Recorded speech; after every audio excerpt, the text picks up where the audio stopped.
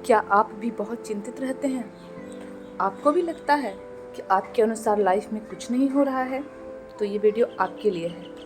भगवान श्री कृष्ण की यह कहानी आज से आपकी लाइफ बदल देगी। आपके लाइफ की सारी चिंताएं दूर कर देगी यह कहानी। ध्यान से सुने। दोस्तों, इस कहानी की शुरुआत होती है एक बिजनेसमैन से, जो अपने बिजनेस को लेकर काफ़ी चिंता किया करता था कि क्या होगा आगे आने वाले कल में और कैसे काम आगे बढ़ेगा। उनके इस व्यवसाय को उनका बच्चा संभाल पाएगा या नहीं। दोस्तों, उस बिजनेसमैन का एक लड़का भी था जो उनसे काफ़ी बार कहता रहता था कि पापा, आप मुझे हमारे बिजनेस को संभालने का एक मौका दीजिए, क्योंकि अब मुझे भी बिजनेस करना आ गया है। लेकिन वो व्यक्ति कभी भी अपने बेटे को मौका नहीं देता है। एक दिन इस बिजनेसमैन को दिल का दौरा पड़ जाता है और इसके चलते उनको हॉस्पिटल में भर्ती किया जाता है। जैसे ही ये खबर उनके बेटे को पता चलती है, उनका बेटा दौड़ कर के हॉस्पिटल में पहुंचता है। बेटा हॉस्पिटल में पहुंचने के बाद उसने यह देखा कि उसके पापा अब एडमिट हैं और डॉक्टर्स ने उससे ये कहा कि आपके पापा अब पहले से थोड़ा ठीक हैं और धीरे धीरे करके वे अब रिकवर हो जाएंगे। फिर उस लड़के ने अपने एक दोस्त को कॉल करके वहाँ पर बुला लिया। फिर उसका दोस्त वहाँ पर आता है और उससे पूछता है कि क्या हुआ भाई। फिर उस बिजनेसमैन के लड़के ने अपने दोस्त से कहा कि मेरे पापा को दिल का दौरा आया है और उन्हें अस्पताल में एडमिट किया गया है। इसके बाद उस बिजनेसमैन का लड़का अपने दोस्त से कहता है,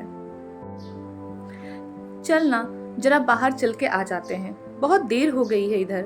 और फिर वह दोनों अस्पताल से बाहर चले जाते हैं। जब वो दोनों अस्पताल से बाहर निकले तब उनको एक आइसक्रीम वाला दिखाई देता है। फिर उस बिजनेसमैन के लड़के ने अपने दोस्त से कहा है कि भाई आ जाओ आइसक्रीम खाते हैं। यह बात सुनकर उसका दोस्त थोड़ा चौंकता है और मन ही मन कहता है कि अरे ये क्या पागलपन है, पापा अंदर भर्ती हैं और ये यहाँ पर आइसक्रीम खाने की सोच रहा है। फिर उन दोनों ने आइसक्रीम खरीद ली और वे दोनों आइसक्रीम खाने लगे। लेकिन उसका दोस्त जो था उससे ये रहा नहीं गया और उसने अपने दोस्त से पूछ लिया कि भाई, मुझे समझ नहीं आ रहा है कि तुम्हारे बिजनेस का आगे क्या होगा और तुम्हारे पापा की तबीयत भी ठीक नहीं है और तू यहाँ आइसक्रीम खा रहा है, मुझे कुछ समझ ही नहीं आ रहा है। फिर ये जो बिजनेसमैन का लड़का था ना, और उसने जो बात कही उसे आप ध्यान से पढ़िएगा।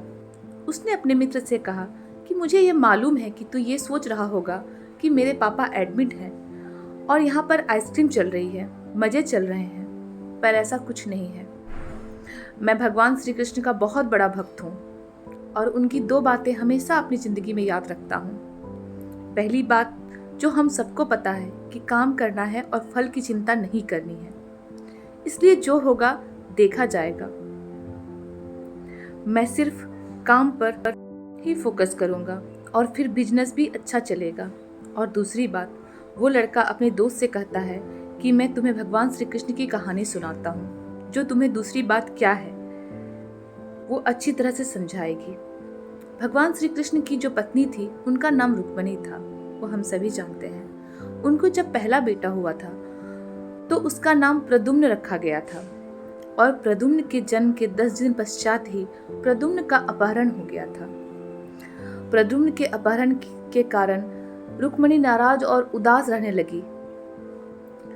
भगवान श्री कृष्ण रुक्मिणी जी से कहते थे कि चिंता मत करो, क्योंकि प्रद्युम्न जहां पर भी होगा वह ठीक ही होगा। लेकिन इतना समझाने के बावजूद भी रुक्मिणी अपने बच्चे की चिंता में उदास और निराश रहती थी। और इस तरह चिंता करते करते रुक्मिणी जी के 18 साल बीत गए। 18 साल के बाद द्वारका में जब प्रद्युम्न की वापसी हुई और जब प्रद्युम्न द्वारका में वापस आए तो उनके साथ में उनकी पत्नी मायावती भी थी। अब समस्या ये थी कि मायावती की उम्र प्रद्युम्न से 20 साल ज़्यादा थी। वहाँ रुक्मिणी पहले तो खुश हुई कि बच्चा वापस आ गया है और फिर से दुखी हो गई क्योंकि इतनी बड़ी लड़की से शादी की। इसलिए रुक्मिणी फिर से भगवान श्री कृष्ण जाकर कहने लगी कि ये क्या हो गया। फिर भगवान श्री कृष्ण जी ने रुक्मणी जी से कहा कि जो हो गया उसको स्वीकार कर लो और आगे बढ़ो और चिंता मत करो। लेकिन माँ रुक्मणी ये कह रही थी कि बड़ी लड़की से शादी क्यों कर ली और यही लड़की मिली थी क्या, और इस बात को स्वीकार नहीं कर पा रही थी।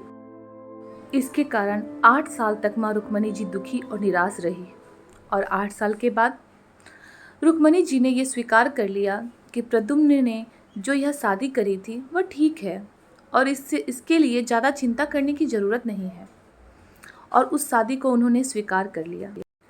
दोस्तों, एक तरीके से माँ रुक्मणी जी ने अपने ज़िंदगी के 26 साल उदासी में बिता दिए। इस कहानी को ख़त्म करते हुए वो लड़का अपने दोस्त से बोला कि मैंने अब स्वीकार करना सीख लिया है, क्योंकि भगवान श्री कृष्ण जी कहते हैं कि जो हो रहा है उसे स्वीकार कर लो, ज़िंदगी अपने आप सहज हो जाएगी।